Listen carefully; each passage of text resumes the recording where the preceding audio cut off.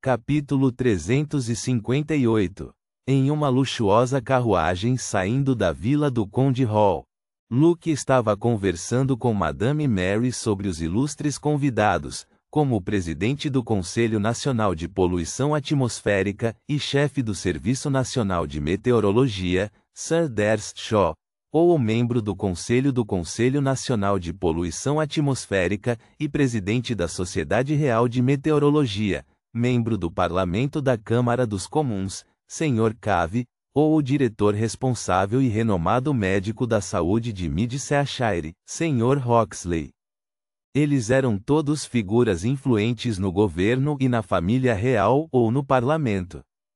E o relatório final do Conselho seria a base mais importante para a planejada Lei Antipoluição e Lei de Emissão de Fumaça.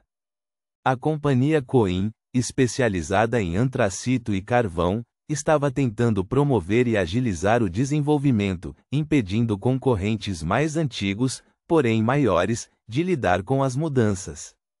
Eles certamente não serão mesquinhos com seu dinheiro e certamente farão panelinhas junto aos pesos pesados do parlamento para que interfiram em nossa investigação. Devemos ter uma solução clara, assim como disse o Sr. Herbert Hall.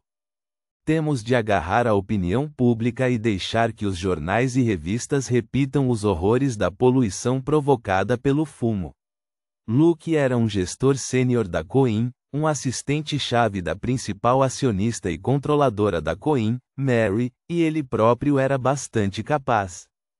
Enquanto conversavam, Luke de repente percebeu que sua esposa estava sentada ao lado dele sem dizer uma palavra, como se tivesse perdido a alma. Stellin, o que aconteceu? Luke perguntou com preocupação. Stellin voltou a si, forçou um sorriso e disse: Nada, só estou um pouco cansada. Isso mesmo. Você deve estar extremamente tensa vendo tantas figuras importantes. Agora, você pode finalmente relaxar. A exaustão é uma coisa muito normal. Na verdade, é o mesmo para mim. Lucas sorriu. Stellin não respondeu. Em vez disso, olhou pela janela em direção ao parque com um lago. Seus ouvidos ainda zumbiam com as palavras casuais da jovem nobre de antes. 450 libras. Um cão treinado custa entre 450 e 700 libras. Reticências. Cidade de Prata, na parte inferior da torre. Derek Berg estava trancado em uma pequena sala, comendo e tomando seus remédios regularmente. Como resultado, seu estado mental melhorou rapidamente, pois suas alucinações visuais e auditivas não estavam mais presentes. Poderei partir em um dia ou dois. É muito difícil ficar trancado em um ambiente assim por longos períodos de tempo. O ex-capitão da equipe de exploração na próxima cela está preso há 42 anos, ele ainda está muito lúcido e racional. Se fosse eu, com certeza teria enlouquecido. No entanto, as explorações e monstros estranhos de que ele falou são bastante atraentes e até assustadores. Derek sentou-se na beira da cama, olhando para a vela que ardeu até o fim. Antes que os guardiões entregassem sua próxima rodada de comida e remédios, ele seria colocado em verdadeira escuridão. Naquele momento, viu uma névoa cinza se espalhar quando a voz profunda do louco soou. Prepare-se para a reunião. Tal mudança foi passageira. Derek concentrou sua atenção e subconscientemente contou seus batimentos cardíacos. No entanto, logo percebeu que isso não era necessário porque seu estado atual era de solidão e ele não precisava evitar os outros. Derek, que não estava mais contando os batimentos cardíacos, pensou rapidamente em uma pergunta. As ações subsequentes do senhor louco de me puxar acima da névoa cinza seriam descobertas e detectadas quando eu estivesse dentro dos limites do selo do objeto místico na parte inferior da torre? Estes eram dois itens místicos que impediram a destruição completa da Cidade de Prata diante de várias calamidades. Em seu nervosismo e inquietação, Derek, que não conseguiu tomar uma decisão, viu infinitas luzes vermelhas escuras jorrando do vazio e envolvendo. A pequena sala fechada ficou completamente silenciosa. Até o som de sua respiração ficou extremamente fraco. De repente, a parede de metal entre Derek e o antigo capitão da equipe de exploração produziu um som de batida. Este era o sinal que os dois usavam se quisessem falar um com o outro. Tap. A outra pessoa dobrou o dedo e bateu de novo. Depois disso, o que deveria ser uma terceira batida, que se seguiu, não aconteceu. Depois de um longo tempo, o som de batidas soou hesitante novamente. Depois disso, ambos os quartos ficaram em silêncio e nenhum som pôde ser ouvido. Reticências. Depois de terminar o almoço, Audrey praticou piano antes de voltar para o quarto enquanto marcava o tempo. Ao passar pelo escritório de seu pai, viu que a porta estava entreaberta e uma pilha grossa de papéis estava sobre a mesa. Esses não estavam lá antes. Curiosa, Audrey diminuiu a velocidade e piscou para Suzy.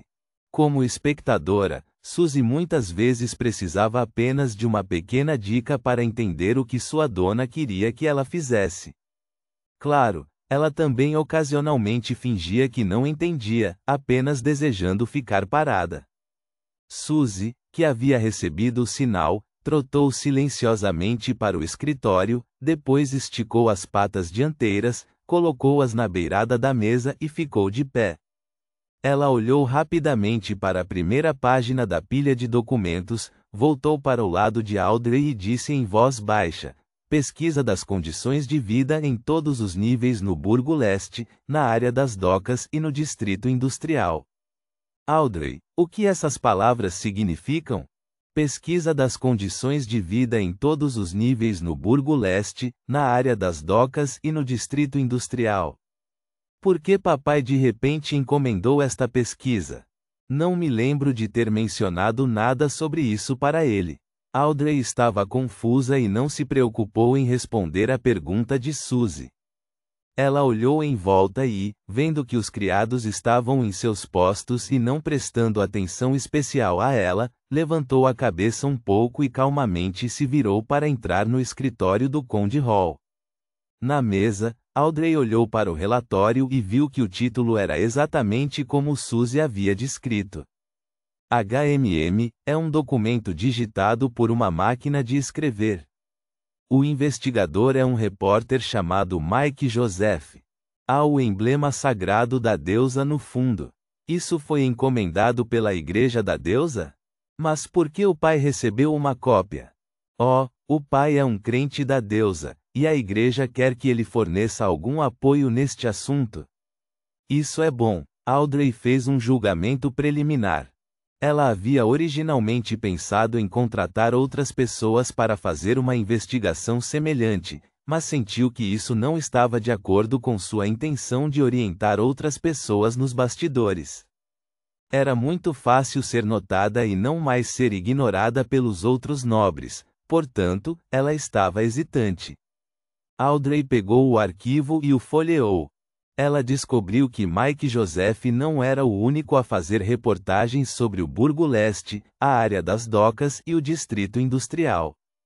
Houve também algumas pessoas que fizeram suas próprias investigações de campo de diferentes ângulos. Algumas até mencionaram a proliferação de cultos e como alguns Beyonders estavam conspirando com as gangues. Audrey olhou para o relógio no escritório e viu que eram quase 3 horas. Ela rapidamente desistiu de ler o relatório com cuidado e devolveu o documento ao seu estado original. Antes de sair, pegou um livro e o usou como disfarce para seu propósito de entrada. Reticências. Às 3 horas em ponto.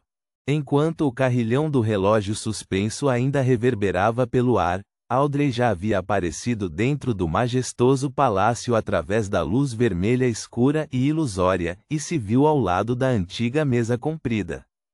Ela sorriu, levantou-se e curvou-se na direção do assento de honra.